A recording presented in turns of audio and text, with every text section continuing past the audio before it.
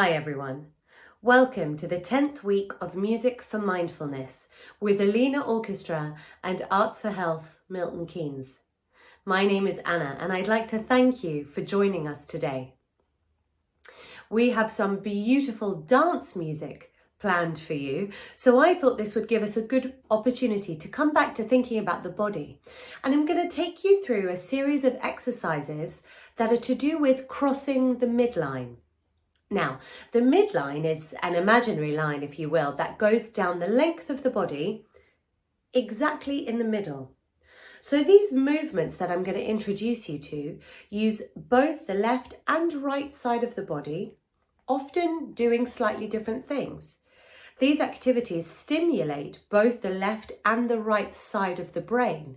Now, there are huge benefits to doing these kind of exercises because this brain stimulation increases blood flow. It increases communication between the left and the right side of the brain. And this can help us with focus, with concentration, and with avoiding being distracted by those little niggling, stressful thoughts or ideas.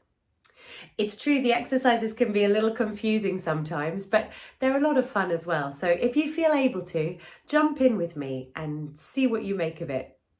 So we're going to begin with an exercise that always reminds me of Incy Wincy Spider. And it requires you taking the thumb and the index finger of both hands. We're going to begin by taking the right thumb and matching it with the left index finger. Then we switch. And as you can see, it looks a little bit like Incy Wincy Spider climbing the drain pipe. So why don't you try this movement for yourself? Remember, beginning by matching the right thumb with the left index finger and then swapping. You can take this movement as fast or as slowly as you like, and just make sure that while you're doing it, you're still breathing. Not holding your breath, trying to figure out which thumb goes where. Well done. Let's do another 3. 1, 2, and 3. Lovely. Our next exercise involves the infinity symbol. Now this symbol looks a little bit like a figure 8 that's been turned on its side. So we're going to take the right hand and you can use either the index finger or the whole hand, and we're going to make that symbol or that shape in front of us like this. However you're making this shape, just make sure that it's big enough to cross both sides of the body. So you can see we're making that sidewards figure 8 with the right hand. Again, you might want to take this movement really slowly and steadily. Or a little faster. Again, do whatever feels best for you. Let's do another 3. 1, 2, and 3. Good. Let's try it with the left hand this time. So start by going up, crossing down, up, and over and crossing down. So really making that infinity sign. Good. Wherever you are, making sure the movement is big enough that it crosses the body. Well done. Let's take another 3, starting now. 1, 2, and 3. Lovely. Well, if you hadn't had enough of the infinity sign, we're now going to take both hands and use them together in the same way. Again, take as much time for the movement as you need and as feels good in your body. So here we go. Infinity symbol with both hands. Up first, then over and down. Up, over and down. That's it. Keep that going nice and steadily at a pace that suits you. And we'll do another 3. Here we go.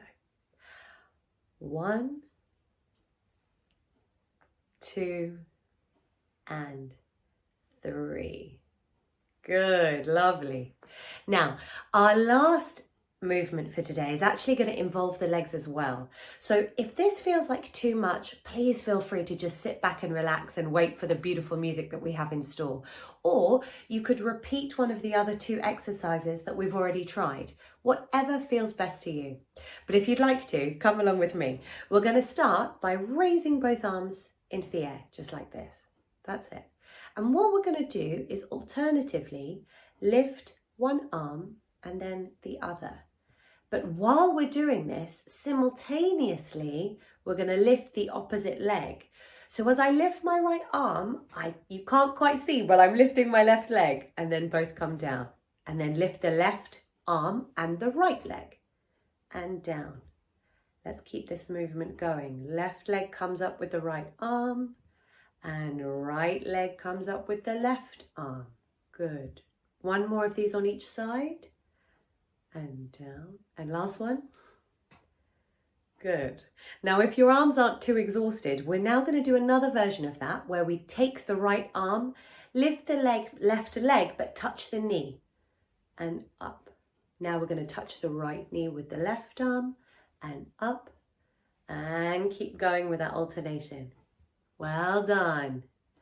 Let's do two more on each side. One and one on the other. One more.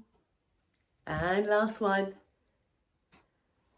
Good, really well done. That last one especially can be a little bit tricky, but I want to thank you for coming with me and for giving it a go.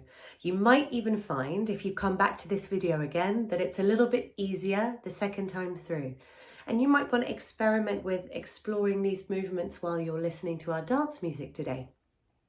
Whichever approach you take, I really hope that you get to feel the benefits of these movements and enjoy the music we have in store for you. And I'll look forward to seeing you next time. Take care. Hello there. Welcome to number 10 in the Music for Mindfulness series. Isn't that amazing thought? We've got through 10 complete programs. And now we're going to return to the question of dance, which we explored at an earlier stage. These dances are rather different, less obvious than the ones we played you last time. But this is a very special episode because every note of this music you're going to hear today is specially played for you by two artists associated with the Alina Orchestra. And nothing that is being played today has been heard before. So you're hearing first interpretations. Obviously the music has been heard before, but not these particular performances made especially for you. Now, the two dances for the piano are both mazurkas by the composer Chopin. The dance for the harp is a rather different kettle of fish, and I'll talk to you about that a little bit later. But the Chopin dances are mazurkas, which is a characteristic Polish dance which Chopin made very much his own. And he became perhaps the greatest master of writing music called mazurkas. And the characteristic of a mazurka is that it's in 3/time, but the accent falls on the second of the 3 beats, like this. 2, 2. So it's always 1, 2, 3, 1, 2, 3, rather than the normal accent you'd expect in a triple time, which would be 1, 2, 3, 1. So you'll spot that. The first mazurka, which is the mazurka in C, has an interesting middle section. And indeed, all the mazurkas are more or less in the same form. That is to say, they are an A-B-A form. And as you may remember from previous episodes, you have the first half, first third, and then a middle section, and then you go back to the music of the beginning, sometimes changed, and in this case, slightly so. But the middle section here is completely different because having had this 1, 2, 3, 1, 2, 3 accented dance, in the middle it goes into what is virtually a waltz.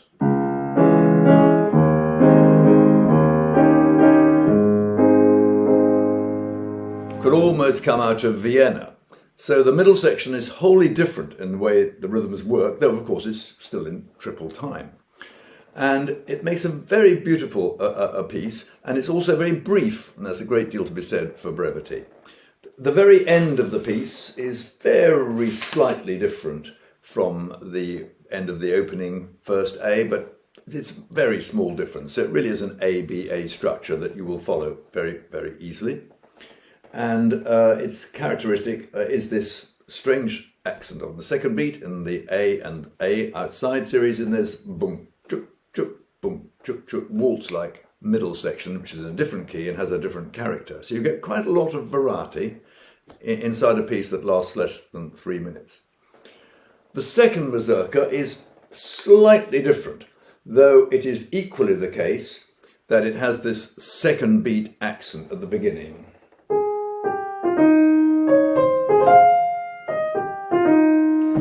Da-da, 1 and 2. But the middle section here is very different. It becomes much gentler. Instead of having a tune and a bouncy second accent, it has a sort of rather slidey kind of effect with chords moving sideways very beautifully. And it's extremely short.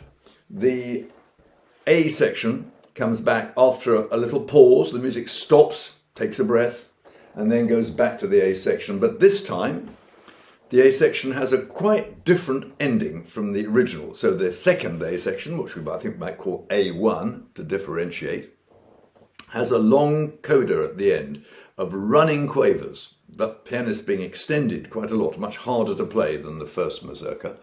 And this extended ending gives you a very nice sense of being rounded off at the end. So we'll start with the mazurka in C, and then we shall follow with the mazurka in A flat. And you'll remember that the second one is the one with the long extended coda, so it's A, B, A1, and the first one is the rather simpler piece, where you have a strong accent on the second beat and the A sections, and then this rather waltzy middle section.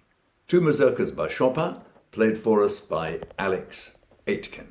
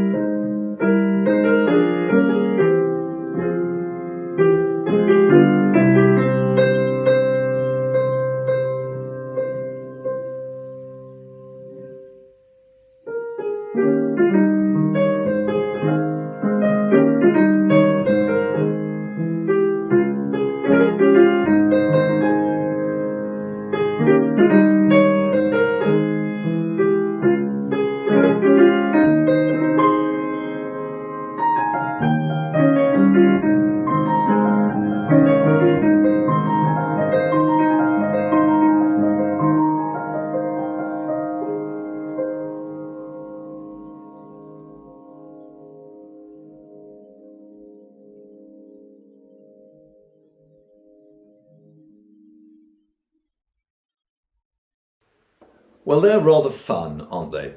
I think it's fair to say that Chopin is one of the most romantic composers in the sense that he was at the very beginning of the Romantic period, the 19th century, died in 1849.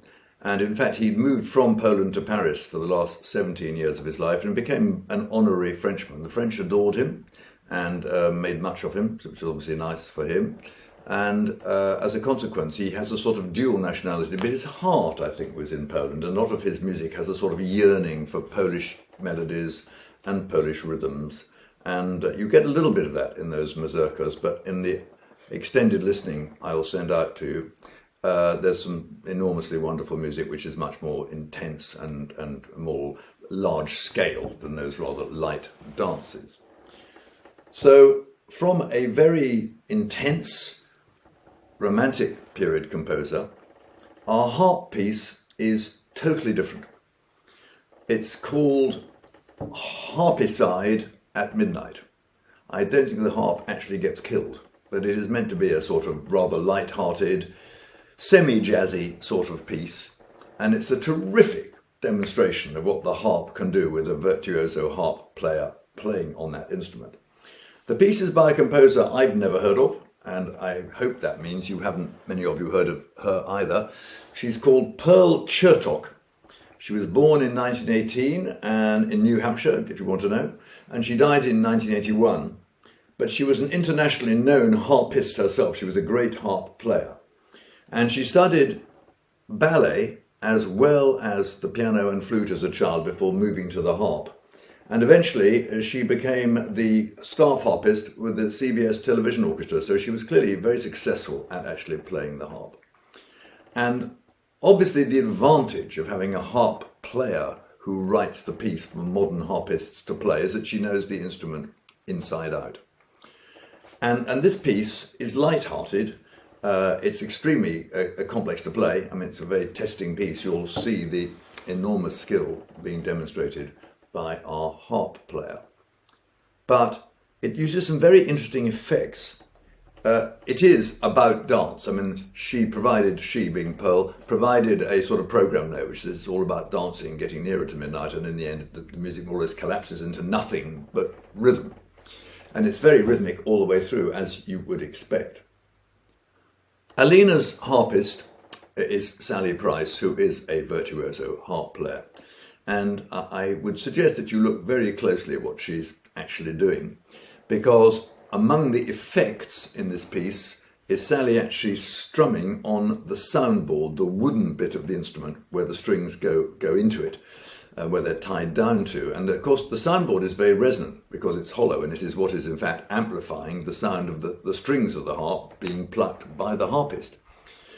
And Pearl makes very clever use of the possible rhythmic abilities that you can get by just tapping on the wood. Some modern piano pieces sometimes get you inside the piano to tap rhythms out. I never think that works terribly well, but this works beautifully. And she keeps it back till quite near the end of the piece. So you've had all this marvellous rushing around on the harp, and remember, if you saw the last harp performance, we have these things called glissandos, the slidings when you run your finger all the way along the strings. There's a bit of a feature of those at one point in the piece. But the rhythm accumulates, it gets more sort of wild, and when it gets to the sort of peak wildness, you suddenly start having these knocking noises, very much in rhythm, very rhythmic noises, almost a percussion section made out of the harp itself. And that's a clever effect which I have not seen before, and I suspect you may not have either, and I think you'll enjoy it. This is a lightish piece, nothing like the intensity of Chopin. There's no sense of being in exile in this music, but it is extremely jolly, and it's a very good example of what a good harp player can do with that fabulous instrument. It's no accident that angels are alleged to play harps. Maybe they do, maybe they don't, but we'll soon find out, perhaps. It's been a pleasure to see you again, and I look forward to seeing you again in a week's time. This is a fun piece by an American harpist called Pyotr, and it's called Harpicide at Midnight, and it depicts going to a dance. And there's a little note at the beginning which explains what's going on. And it says, "The dance begins and the rhythm becomes more and more insistent. The melody is lost. And finally, there is only the pulse of dancing feet. I hope you enjoy.